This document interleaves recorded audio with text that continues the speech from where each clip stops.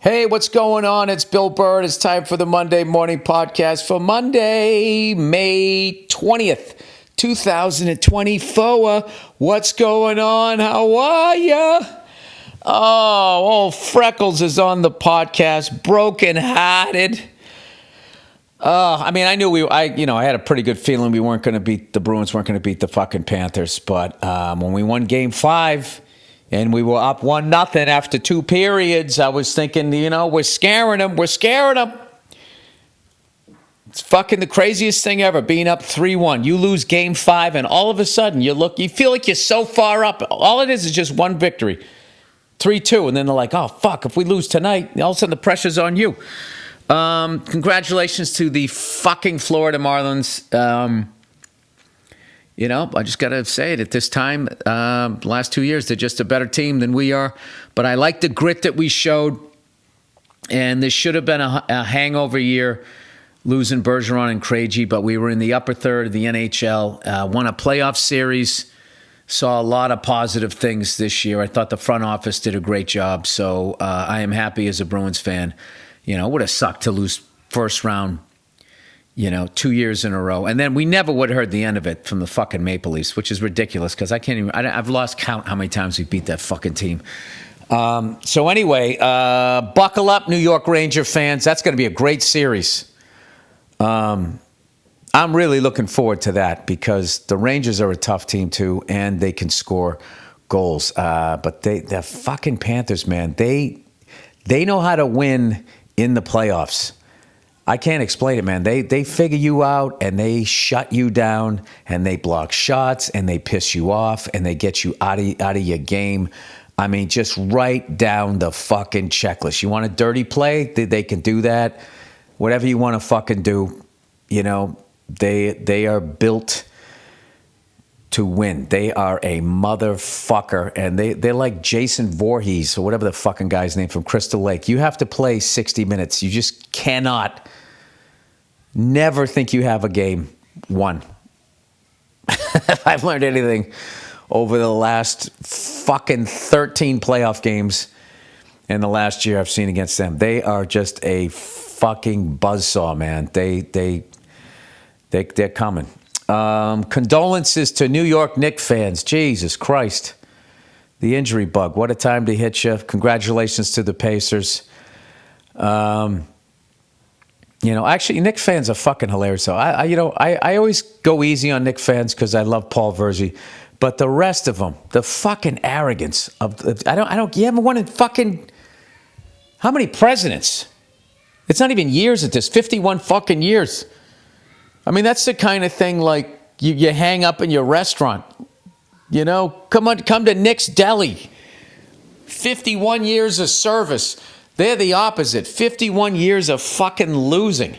Just not winning a championship. And they just sit there jumping up and down, screaming and yelling on social media like they're going to win something. Sorry, I had to go in the other room. My kids are making too much noise. Anyway, I'll tell you what, I did sit down and watch. I watched the PGA tournament this year.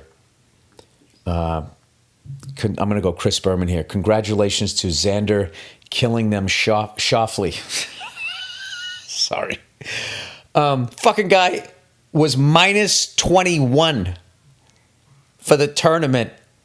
And he only won by 1 stroke, and he had to birdie the last fucking hole. Because this other guy, I don't know any of the names here. I wrote them down so I wouldn't butcher them, just out of respect of how well everybody played. Bryson DeChambeau had a fucking epic tournament, and he had I lost count. He had 6, 7, 8 birdies, no bogeys on the final day. Came from behind to tie Xander Schauffele at minus 20. Victor Hovland was also there. Double bogeyed on 18, unfortunately. But Bryson, with a small town watching, birdies 18 to tie Schauffele at fucking minus 20. And then he's got to be thinking, what the fuck do I got to do to win this tournament? And it's a par 5 on the 18.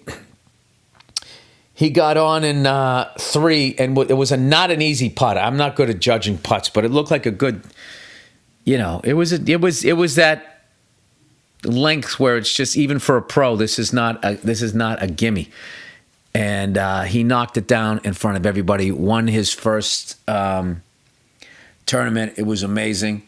Shout out to Colin Morikawa, who basically played a perfect round of golf. Parred every hole, had one bogey, and then finally got a birdie.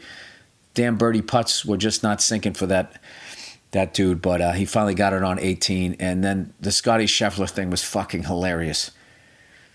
You know? It's all just a misunderstanding. Well, you don't speak English? The road's closed. Huh? I'm an officer. Stop. You go? Are you saying go? You're dragging me down the street and I'm shitting my pants. Hit the accelerator? It's all a misunderstanding. I understood it perfectly. I'm a white man on my way to a golf course. I have a tee time. Road signs mean nothing to me. It's fantastic. It was fucking fantastic. You know, every time you see, you know, there's some white privilege for you, everybody, right there. We like, you know, it doesn't mean you grew up rich. It means that right there. You could drag a cop, have him shit his pants when the fucking thing says don't go up the road, and you still golf that day. It's just a misunderstanding. I don't know. I didn't have my glasses. I couldn't read. He was saying stop, and I always get confused if that means go or not. Anyway, and I got to tell you, he fucking shot like, I don't know what he shot that day. He had a fucking great round. And it was so annoying. And I was on the road watching it, and he wraps it up. And I was like, wow, that was an amazing thing to see. And then while the other guys are all golfing, they cut to him and they do the full fucking press conference. He sits down. He goes, you know, because somebody got run over by a bus that was working for the tournament. He goes, obviously, my heart goes out to that. It's bigger than what happened. But I obviously cannot talk about this. If you want to talk about the round of golf, I will. And then just immediately, they just started finding ways to ask about what happened in the morning. I fucking hit mute. And they sat there with the full fucking press conference as the top golfers in the world were playing a major. And I had to listen to this guy. You know, I put it on fucking mute. All right? And then when he was done, they didn't go back to the golf. They went to ESPN, and then they broke down what the fuck just happened. And they were away from the golf. Like, you can't show this after? I don't know. Maybe because it was the, you know, second day in or whatever. But, like, the whole fucking thing was hilarious to me. It was very, like, you know, Happy Gilmore. I don't know. With a little bit of, what's his face? Who's the big guy there that used to fucking smoke cigarettes? I don't know. I'm too fucking old to remember people's fucking names. There's just something funny about golf. Yeah, you actually play better if you're a little shit-faced. Football used to be like that. But anyways, I was joking on Twitter saying that it wasn't golf anymore. By the way, I'm always going to call it Twitter. You know, X.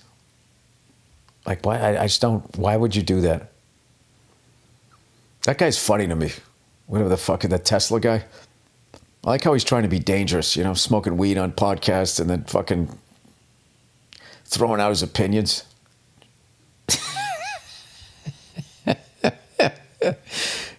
There's something fucking really funny about that, and he annoys the shit out of people. So anytime he has a comment on something, I go right to the comments, because I gotta give a shout out to all you fucking civilians out there.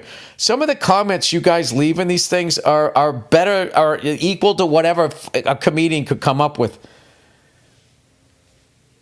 There was this German guy. He posted this video, and he's like, well, here are 3 things that are in America that are not in Germany but should be. And he was talking about a big coffee cups was one of them. I forget what the second one, and the last one was an everything bagel, saying we don't have these in Germany. They should have them. And the first comment was, I can think of about 6 million reasons why you don't have those in Germany. Fucking perfect joke. Fucking perfect joke. Not 1 ounce of fat on it. Every word belongs in the sentence. You got right to the funny as efficiently as fucking possible. Fantastic. You guys, you know, some of you guys out there, you're doing some really good work. You know, maybe you should give stand-up a try, man. It's the fun of the few things left in entertainment you can make some fucking money at. Anyway, plowing ahead, I want to thank everybody that came out to the shows in Columbus, Nashville, and Winston-Salem. I mean, that's how fucking Tobacco Row is that? A city that's named after 2 different cigarettes. And I got to tell you, I did the road with Joe Bartnick, who's been out there headlining. And he was nice enough to come out and open for me. And all I saw was 15 minutes of his new hour. He was fucking murdering. The shit was hilarious. I got a bunch of people tweeting at me asking who where's he performing? What's the name of the guy? Blah, blah, blah. That's always a great sign. He absolutely killed. We had such a good time, man. We went to 3 really, really good comedy cities. And I got to spend like a day and a half in Nashville. Columbus, I came in the day of, so I didn't get to really do anything. I hate to say it, I've never even walked Ohio State's campus. I probably shouldn't after all the years I've been making fun of their football fans whining about not getting into the fucking playoffs. But I didn't do that night. There was no reason to do that. So, there's a time and a place during football season or whatever. But if you're booking me to work your college, I'm not going to trash your fans. Not to mention, you know what you're doing. And then Nashville, I went down there. Oh my God. That's such a fun town and an absolute shit show. That's the classic, like their Times Square, whatever that fucking street is where all the tourists go, and all of these fucking broads, like they have like their bachelorette parties, and they all put on Daisy Dukes, whether they have a nice ass or not. They all put on a cowboy hat and cowboy boots, right? And most of them, they're like 4s. I'm not going to lie to you. They're not good-looking women. And they're just pedaling these bikes down the street, and all they do is go, woo! Woo! The whole fucking time. And they're up there like twerking and trying to twerk. It's just a fucking mess. It is a fucking mess, and it's wildly entertaining. There's no way to get bored when you walk down that street. You're just watching there's people in different levels of alcohol consumption. It's sort of a PG-13 Bourbon Street. People are drunk, but they're not too crazy. But I'm sure late at night it gets bad. But you walk around there during the day. We went and got some barbecue at one place, and there was one woman with like her head down on the table. She just, we've all been there. She just went too hard. She played the game and she lost, right? And so we were going down the street, and I swear to God, like every 3 minutes, all of a sudden you just hear, woo, woo, and they were listening to the worst music ever. That, dun, dun, dun, dun, dun, dun, dun, dun, whatever that fucking song is, something about being a woman. It's just it's just a horrible song. It's a big hit. And they were going nuts to that, pour some sugar on me. Woo!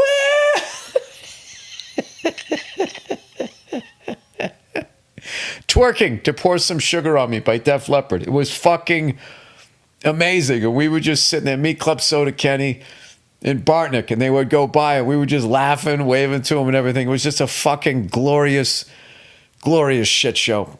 Got some great barbecue. I forget the name of the place, though. I got it written down on my phone. But it wasn't the spot, but it wasn't I would just go to that place, Jack's, on the main drag, but I went to something right near this hotel. Oh, fuck, what was the name of the hotel? I'm the worst. Whatever. It was probably the best. What did they have there that was delicious? The sauce was fantastic. And then they had, I don't know, the cornbread was really fucking good. It was just, one of those deals. And I've been staying away from bread. I got the special coming up, so I've been doing that. The only thing bad that happened in Nashville was I went and there was a taco truck. So we ordered one chicken taco. Just ate the chicken. I didn't eat the tortilla, whatever the fuck it's called, right? I always get all of that. There's too many T's. I always get it screwed up. Tortilla, taco. There's something else. I've been in LA long enough, but like my short-term memory just stinks. But I was just like, all right, I'm going to get some chips and guac with it too. I mean, I got to do that, right? The guy fucking hands me guacamole in like, you know those to-go applesauce containers that you give to a kid and you tear the top off? It was that, but with guacamole in it. And I was just looking at I was just like, guacamole is only green for about 9 minutes. How the fuck is that shit still green? I am not eating that. I almost gave it back to him, but I don't know. I still want to be rude. I just, and I bit into one of the chips. It was fucking stale, but the chicken was good. I mean, it's chicken. How do you fuck up chicken, right? So, I fucking, I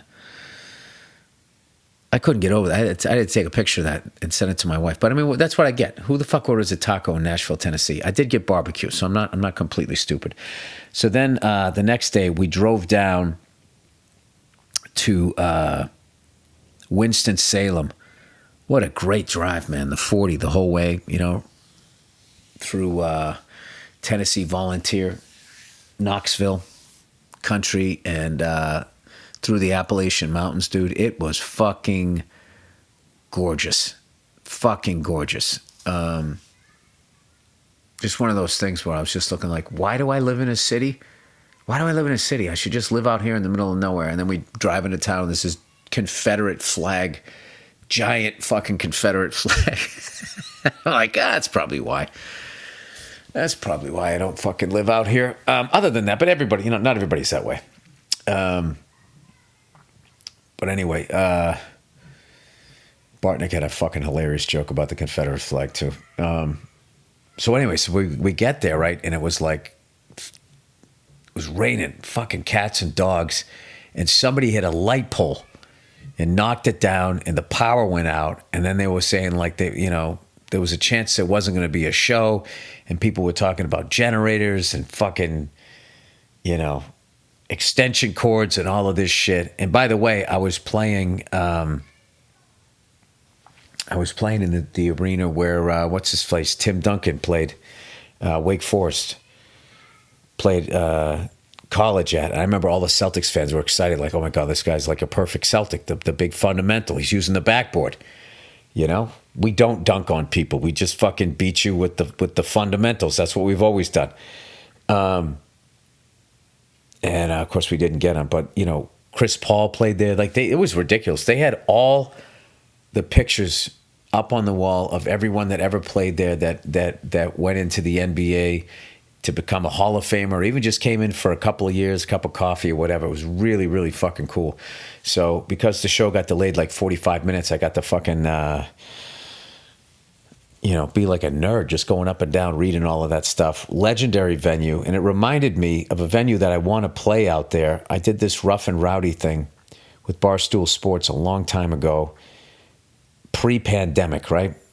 Everything in my life, it's like, before Christ, after death, right? Like for our right now, it's like the pandemic. Everything before the pandemic seems like a million years ago. So there was this arena that they had it in.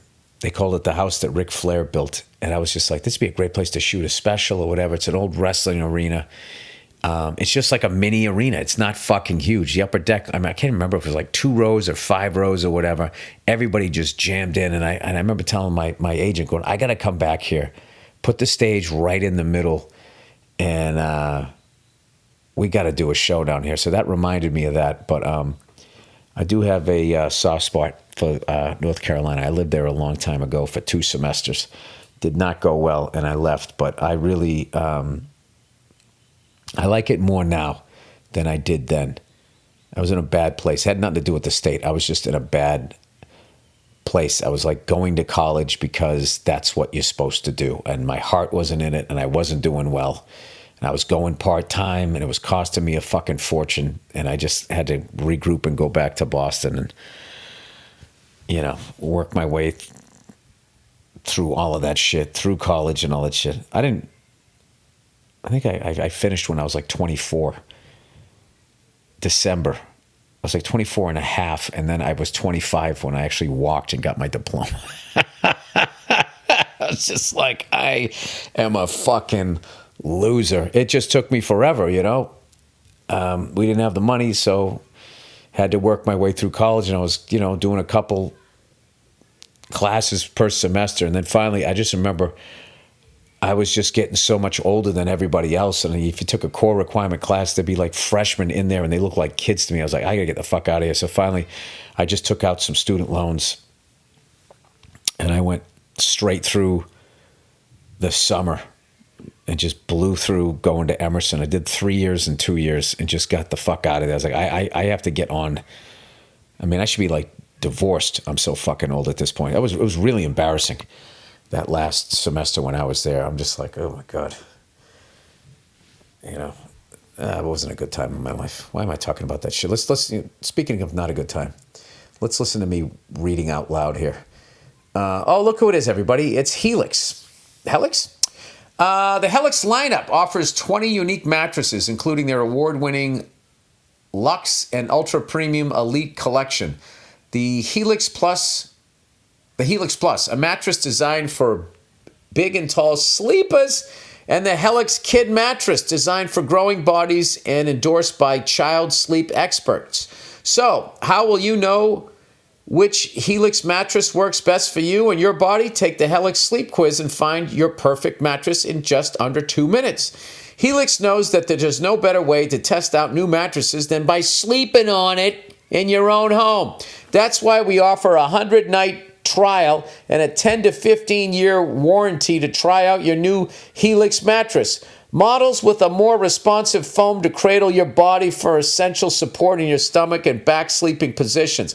Plus enhanced cooling features to keep you from overheating at night if you're fucking stealing from the treasury at work.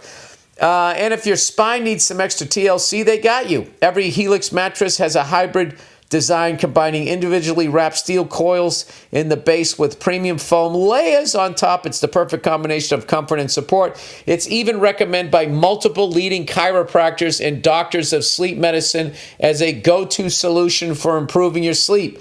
Helix is offering up to 30% off all mattress orders and 2 free pillows for our listeners. Go to helixsleep.com/Burr. That's helixsleep.com/Burr. This is their best offer, and it won't last long. With Helix, better sleep starts now. Oh, look who it is. They haven't advertised in a while. Oh, my God. It's all Indochino. Oh, shit. Weddings are all about the bride and groom. That was a deliberate pause there. But there's a chance to look your best, too. With a fully custom suit from Indochino, you walk into that wedding and you're going to get some fucking ass. You're going to bang one of the friends of the lady getting married. You're not supposed to say that, but that's what this is all about. You'll walk into the wedding season looking like $1 million, even though they just start at $4.99. She's going to be 3 Bud Lights in and not realize it didn't cost $4,000. It's easier than ever to be the best dressed with Indochino. Order your custom suits now and be ready for wedding season. Design the suits. The wedding season. They got shoes you can puke on. Design the suit of your dreams and fine-tune every detail, including lapels, linings, monograms, pocket flaps, etc. I know a lot of you are listening to this going like, who goes to a wedding and that ends up happening? That's sort of a German-Irish, I don't know, New England thing. Like you just go there and just get absolutely fucking blitzed. But they had wedding crashers, right? They kind of talked about that. All I know is any wedding that I went to that wasn't. I went to a Pakistani wedding. I went to a Jewish wedding. They were always this celebration. Those weddings were the celebration of 2 people deciding to spend their lives together. The Irish ones were all, dude, is there an open bar? And someone always fell down. It was a fucking mess. A tailor-fit home setup. Tailor-fit from home. Sorry. Set up your measurement profile on Indochino's website and choose customizations even without even leaving the house, or a premium in-person experience. Book an appointment at a showroom near you and let an Indochino style guide walk you through every step. Look your best this wedding season at the table or on the dance floor when you wear Indochino. Go to Indochino today and use code Burr, B-U-R-R, to get 10% off any purchase of $3.99 or more. That's INDOCHINO.com. Promo code Burr. Indochino. Get out there and start slinging it. Talk some shit, baby. How you doing, sweetheart? You like those initials right on my collar? Old school. Old school. $4.99. Last attempt. Home court advantage. Oh, God. Guys, I understand your philosophy. I understand the philosophy. I get it. I get it. You guys are making the assumption that if you... Okay, I'll read this again.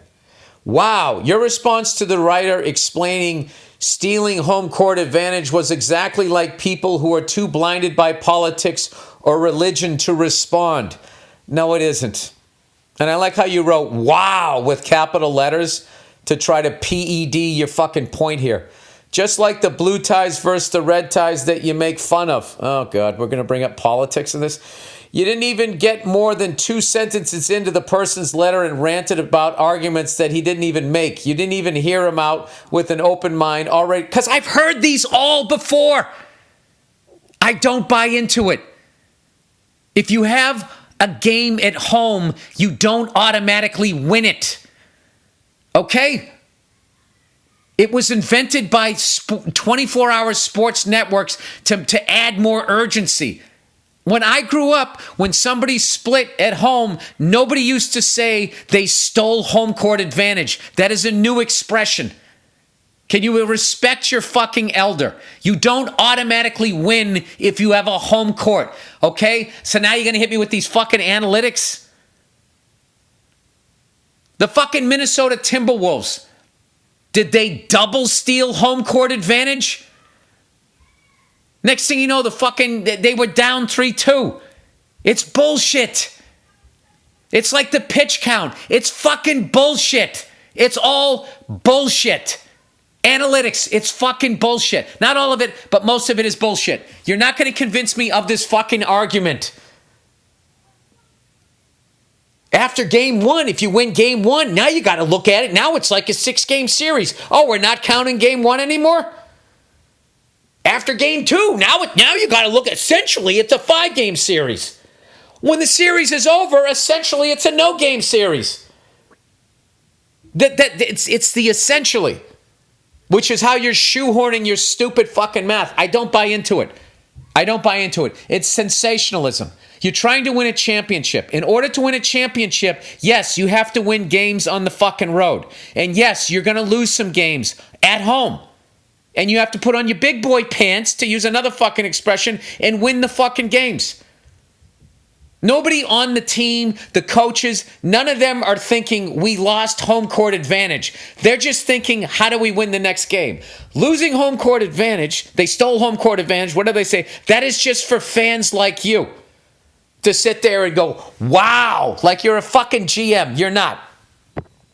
All right, whatever. I got to listen to more of this fucking idiocy. Just like how religious people don't listen to arguments and go against. No, this isn't the same thing.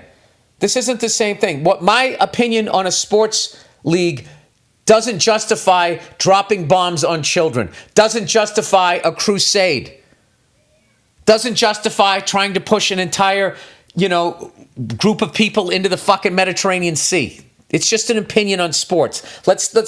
If you actually had a fucking point to make, you wouldn't have to go this fucking big. Anyway, in your defense, the writer opened with, you are absolutely wrong, which is clear, hurt, sensitive Billy Ballistic's feelings.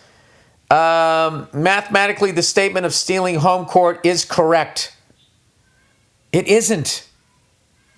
First of all, you didn't make one point there.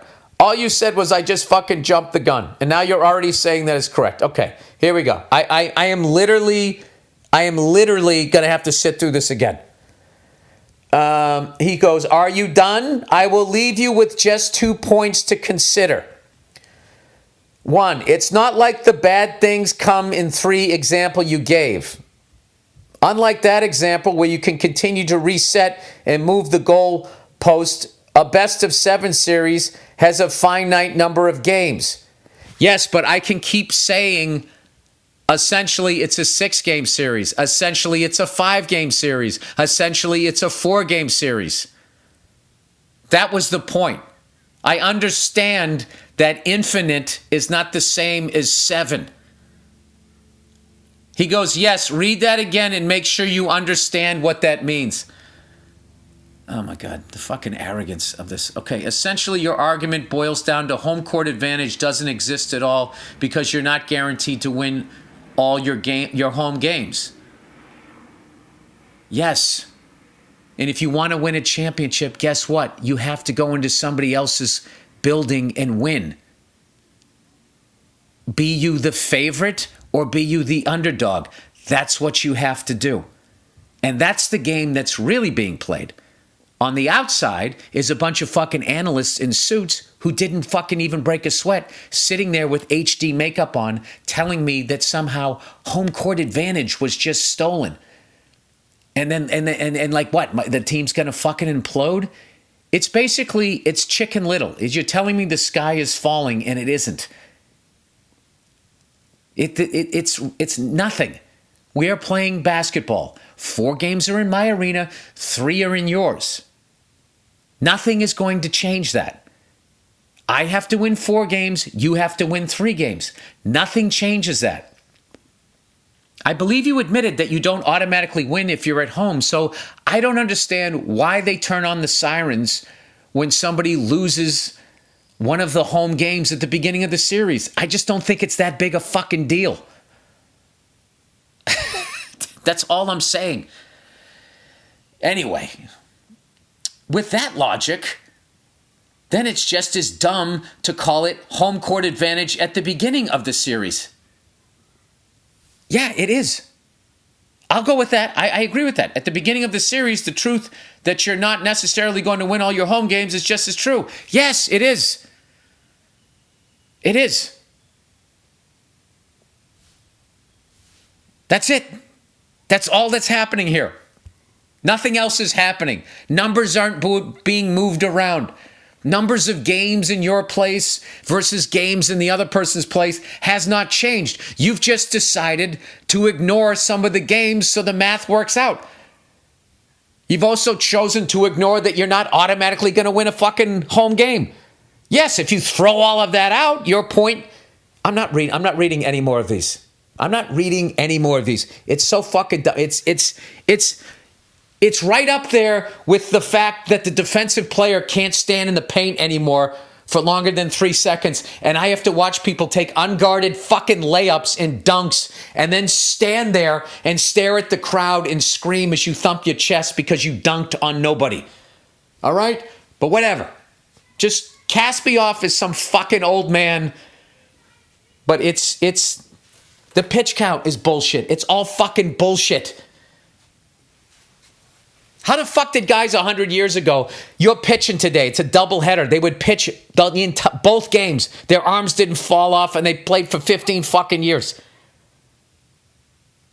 I mean, there was no pitch count on Nolan Ryan, Tom Seaver. There was no pitch counts on these guys. I don't know what the fucking problem is. Where all of a sudden, after all of these fucking years, they were making it seem like everybody had to retire from pitching at the age of 26. They didn't. There's so much extra fucking bullshit in the games. There's so much fucking analytics that there's no more, that there seems to be very little going with your gut, the vibe of the game, the moment and all of that. It's just like, okay, it is 4th and 3.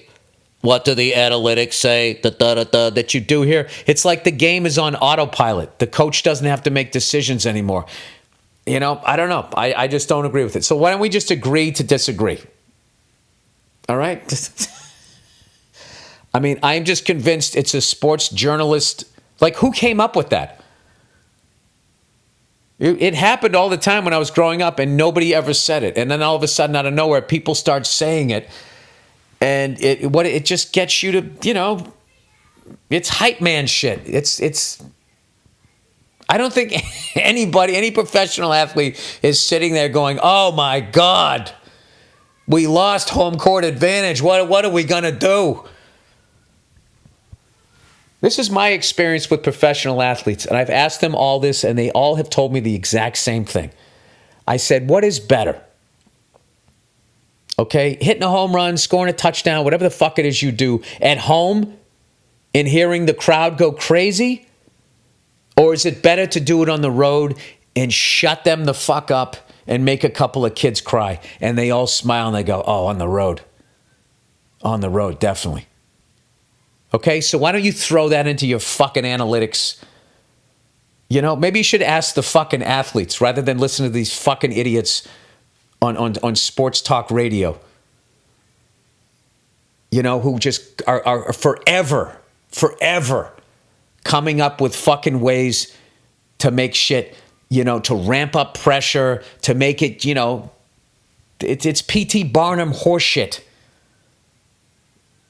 is all it is. It's like when these guys, they go up to these professional athletes, you know. That guy went up to that dude, Giannis, who's a fucking champion at the highest level. And they lose in the first round. He goes, you know, do you feel like a failure? That question had nothing to do with that, with the athlete. It had everything to do with the reporter. So I don't listen to that shit. You and I, we're different. But you can sit there and, you know, you can have your fantasy football team and think you're a fucking GM and do all of this stupid shit that people do. You can get a jersey and you can wear it and you can put the black stuff under your fucking eye and, you know, fucking start dancing and try to get on the Jumbotron. You can do all of that fucking shit. God bless you. All right? God bless you. New segment, Irrational Fears. Okay, thank God. Let's move on for this. Hey, Bill, lady listener here from New Hampshire. There recently was a news story that got me thinking about my irrational fears. Some teenager was arguing with a young mother when she got in the porta potty with her 4-year-old daughter. The teenager knocked it over, trapping them inside and covering them in feces and piss. Absolutely disgusting. How to human relations are just unbelievable. That's your mother. Teenager, 4-year-old, new husband, new kid. You didn't, you know, maybe she didn't pay attention to her. There's still no reason to do that. The 4-year-old didn't do anything. Then again, the teenager's brain isn't fully developed. All right, lesson learned. Never go into a porta potty with a relative that doesn't have a fully developed brain outside of it if they're mad at you.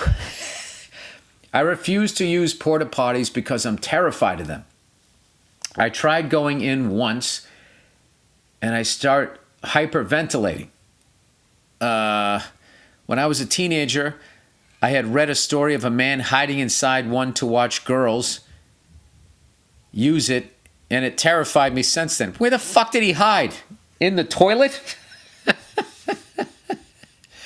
Plus the thought of having to hover my ass over this dark pit of piss and shit freaks me out. I'm also afraid of ants. Those fuckers are too small for how... They're too smart for how small they are. Do you have any fears that aren't common?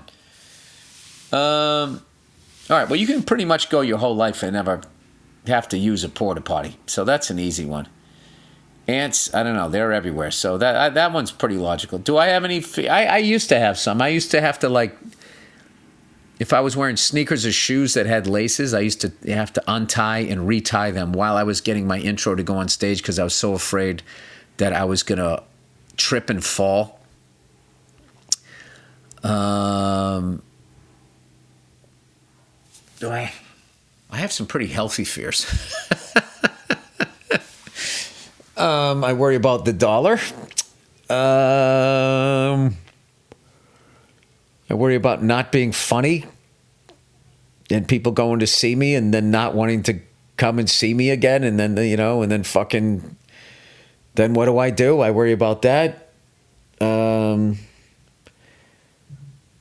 worry about what this world's going to be for young people and my kids. I don't know. Are those irrational? I worry that they're going to say we ran out of fresh water when we didn't, that they're just going to privatize it, and that these fucking sociopaths that run these corporations will deliberately withhold it and let people die of thirst just because it will up the value. The way Rolex doesn't make as many watches, so they seem rare. The way baseball cards, they didn't print as many, so they would have a higher value. Like, they're fucking evil. I worry that politicians are just going to continue to be paid off by them and not do shit and just look out for themselves.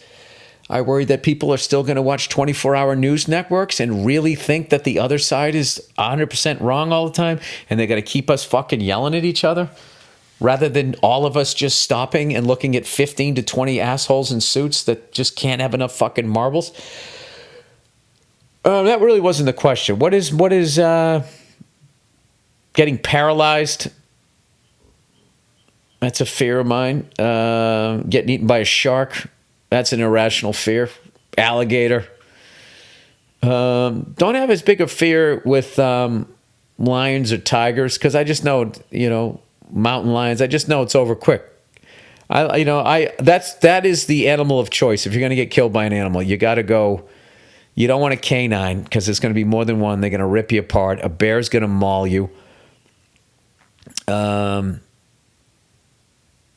don't think a poisonous snake is that bad. It's fucking terrifying. But after it bites you, I mean, that's sort of like, a death sentence. You just shallow breathing and you just pass out. But the big cats are the best. They're very nice about it. They just come in, they fucking knock you to the ground, grab you by the throat. You're out in 2 seconds. Yeah, a lot of them are actually animal-based. I used to have a lot of aviation fears, and then once I got my license, and I going for my instrument rating and actually starting to understand everything that's going on up there is pretty amazing. However, all of that shit that's going on at Boeing is fucking terrifying, and just watching them not really talking about it, it's I always use that guy who did like the hands. Remember the guy who hoarded the hand sanitizer before the pandemic? Like, the level that they went after that guy and tarred and feathered that guy because he was an individual and he didn't have any money and he didn't have any influence, and he was a great, like, soft target for journalists to act like that they're looking out for American people. And then they just look the other way when all of these bigger companies, these companies that every year just pay a fine for polluting the environment because it's cheaper than them actually doing something for their fellow Americans. I mean, it's just, I don't know. I don't get in all of this shit. I try to stay away from this stuff. This is why I, have the hobbies I do, because, yeah, all right. Irrational fears. Well, I would say, yeah, sharks, alligators, man. Every time I go to Florida, man, I'm fucking this. Like, I see a puddle, and I'm like, there's a little alligator in there, and it's gonna bite my toe off. Like, there's just something about reptiles, man. I'm fucking terrified of this. Getting mauled to death by a bear is another one. And I don't think any of my fears towards my kids are irrational. I would much rather be overcorrecting than being that person. Like, there's sort of this big pushback now about, hey, old school parenting, let your kid break their fucking arm. It's just like, not everything that happened when we were growing up was great. All right, bill to abolish federal reserve. Oh, here we go with this. Dear Carrot Cock Bill. I saw an article I thought you would like to hear about. Congressman Thomas Massey from Kentucky. I love Kentucky. I love that whole area. Kentucky, Tennessee is fucking gorgeous. Recently reintroduced a bill that would abolish the Federal Reserve and put us back on the gold standard. There we go. Maybe there still is some hope for the country. I don't know much about it, but here is the article. Anyways, love the podcast and the comedy. Well, God bless that guy. I think it would be great for everybody, including super rich people. I don't know why anybody would be against it. Let's fucking have the dollar mean something. It's just a really weird time. Like, I have no problem being under the thumb of somebody. I'm not smart enough to run shit, but there is a certain level of greed. You're just going too far, and that always causes a fucking revolution. Don't do that, You can still have your coke and your whores and your yachts. Just don't, have to have 50 of them. There's a balance. That's all. That's all there is. I'm fucking, Hey, I saw that there's a whole bunch of fucking self-driving cars coming out. Like, it's unbelievable to me. But, the way most people drive, most people need them. You know what's funny? There should be a shame to that. They should be, after all of these years of all of us drivers bitching about how everybody sucks at driving, they should secretly film you. And if you're a fucking asshole, or you drive like an idiot, or you just don't know how to parallel park or whatever, they go, that's it. Okay? That's it. You lose your driving. You have a self-driving car for a year. Now, you can go to driving school and re-educate yourself or upgrade your thing. It should be like that. But I don't know. It's pretty wild. It's becoming like planes. Like planes are basically fly themselves. Like right after takeoff, they have like an instrument flight plan. They plug it in to the avionics, and they hit enter, and then when they the second, I think they hand them off to departure. I think they just push the button, and then that's it. They just sit there with their hands in their laps. They just go to each fix, and the plane turns 15 degrees that way, 30 degrees the other way, or whatever. It's pretty amazing. Anyway, here's a question. Should I date a stripper? All right, this is difficult because I don't know how old you are. Hey, Billy Beetle Dick.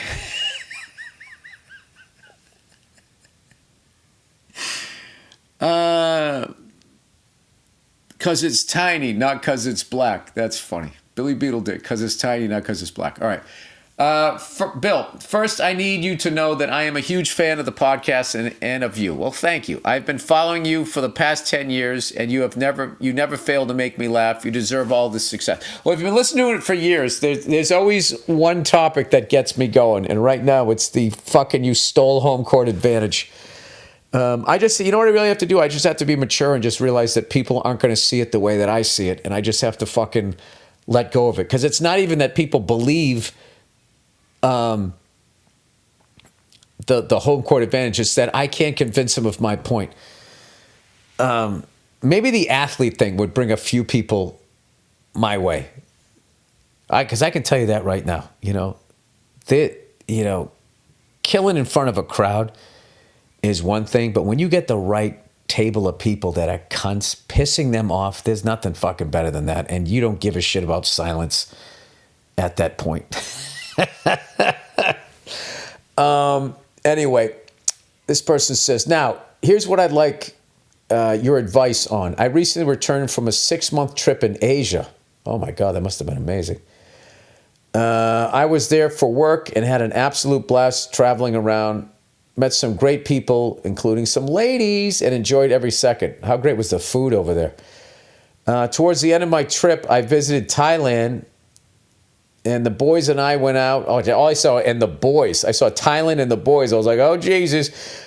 No comment. Thailand and the boys and I went on out on an evening on the town. In India, there's a Royal Enfield motorcycle trip that you can take. And I don't know. I don't know where it goes, but that sounds amazing. Anyway, this person says, we ended up at a Thai strip club where we each lived like kings into the early hours of the morning. I met this Thai stripper and we immediately connected, as much as you can connect with the stripper, I suppose. You might want to watch the second season of White Lotus to give you some advice here. We spent the entire time at the strip club making out. Yeah. Woo! Wow. Wow. Wow. You made out with a stripper on the other side of the world? Wow. Jesus Christ. Are you out of your fucking mind? Jesus fucking Christ. You brought that mouth back to the United States? Oh my God. You know, like when you go to New Zealand and you can't bring any fruit in, they should ask you, did you make out with a stripper in another country? Yeah, you're in quarantine. You come back with fucking mouth aids. We spent the entire time at the strip club making out. Let me make sure this is a stripper. I met this time. It was a stripper. Yes. You made out with a stripper. Okay. Oh my God. Oh my God. And doing other debaucherous acts to each other just short of sticking it in her. We had a private room. Oh my God, dude. Are you out of your fucking mind? Are you out of your fucking mind? At the end of the night, I took her home and we banged. Dude, please tell me you fucking wore a condom. She gave me her Instagram and asked if we could hang out during her day off on Sunday, but sadly I was leaving the next morning, so I couldn't make that happen. Well, I'm sure she had another guy over there the next night. I told her I wanted to see her again, and she said, come back to Thailand. Should I do this? Dude, I swear to God, if nothing has fallen off your body yet, and if you didn't get some sort of fucking ass flu fever, just count this as a fucking a win. The trip back would be expensive as I live in the U.S. She is gorgeous, beautiful body and skin, huge tits, fuck me eyes, and perfect face. But she is also a stripper. I'm not naive. She could have just been tapping me to get more business in the future, but part of me just wants to see her again. Yeah, dude, you know what you need to do? You need to just stay away for a while, and you got to get back into your rational brain. You're still thinking with the little head down there. I also know that if I do go back and fall in love with her, I will descend into the darkest pits of depression, as she is a stripper and unlikely to give up her life for me. Or is there a chance? Buddy, you couldn't go over there and meet an accountant? You couldn't make out with a regular fucking Thai woman who wasn't in sex trafficking? Are you out of your fucking mind? Come on, dude. You know, you're fucking with me. You know what? I'm calling bullshit. I think sometimes you guys write in and you just make up shit. There's no fucking way. For context, I'm a pretty experienced guy with the ladies. No, you're not. Well, you haven't learned anything. In my late 20s and have had several serious relationships and many other hookups along the way, I have a great... What are you experienced in? Being in a relationship? I have a great, extremely well-paying and powerful job, and I'm pretty good-looking, so I hear. So it's not a total impossibility for me to pull her away to a life of decency. Maybe I'm crazy. Yes, you are. I get it, dude. I get it. I get it. You went to the other side of the world. You've never seen a woman look like that before. She fucked her brains out. You're in this exotic place. She's exotic. You're eating all this food. She's treating you like a king. American chicks don't treat me like this. Fine, dude. You want to marry a Thailand chick? Go to Thailand and meet a fucking civilian. Don't marry a stripper. All right. But I also hear your voice in my head saying, that ain't the mother of your children. But damn, I'd really like to head back there for 3 weeks and see her again. Would love to know your thoughts and those of the lovely Nia, if possible. Yeah, you'll be there for 3 weeks. And when she's not with you, she's there fucking in a back room doing something with somebody else. What are you doing, dude? Come on, this can't be real. My best to you and your family, and go fuck yourself. Sorry, dude. If that was real, I gave you the tough love you deserved. What you need to do is you need to come back here and come back to fucking reality. Because what happened over there was not reality. Okay, that was a paid fantasy. Okay, and she was just working you. I'm sorry. That's what was going on. All right? There's plenty of fucking decent women over there. And over here, stay away. Okay. All right. Good read. Hello, Bill. Have you had a chance to read the book Chicken Hawk? written by Robert Mason. I've only started reading it, and it reminded me of how you described your time flying. Robert was a chopper pilot during the Vietnam War. I asked a mate that is a pilot for the Australian Army. It says AUS Army. Is that Austria or Australia? I don't know. And he said it's recommended reading for all pilots, and it's his favorite book that he has read many times over. Would love to hear your opinion if you ever get a chance to read it. Cheers. Cunt Matt from Australia. Well, I'll tell you, Cunt Matt. I read a book about a guy that flew helicopters in Vietnam. I can't remember what the name of it was, but I will tell you this. Flying is this amazing thing, but in the back of your head, you always are thinking, where am I going to put it? Which way is the wind coming from? Like whenever I solo or have like a passenger, like I don't really even enjoy it. I'm enjoying it, but I'm not, because the entire, it's like riding a motorcycle. It looks fucking cool until you do it. Then you're doing it the whole time, head on a swivel, like where are they coming from? What could possibly happen? I'm at a stoplight, look in the rearview mirrors, make sure somebody doesn't come up and rear end me, da-da-da-da-da-da. So it's not really, what you think, but it's still this fucking amazing thing. But like just the idea of people shooting at me, like there's all of that. It's still awesome. I probably described it too negatively. I absolutely love it, but there is that part of you that you can't 100% enjoy flying when you're the one doing it, because it's on you if something happens. So just the pressure of that alone, I can't fucking imagine. Those guys would go in there and there'd be like barely a clearing, or they would clear the fucking area to pick people up that were being fired upon in the jungle, and they would clear the area with the fucking main rotor blades. It was unbelievable. I'll definitely check that out. All right. Hey, guys, you know what?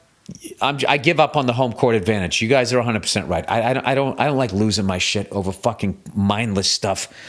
All right? I still do it, but I am at least evolved enough now to realize how fucking stupid that is. I don't give a fuck, okay? I don't believe in it. You do. Some people believe in Jesus. I don't. I've traveled the world.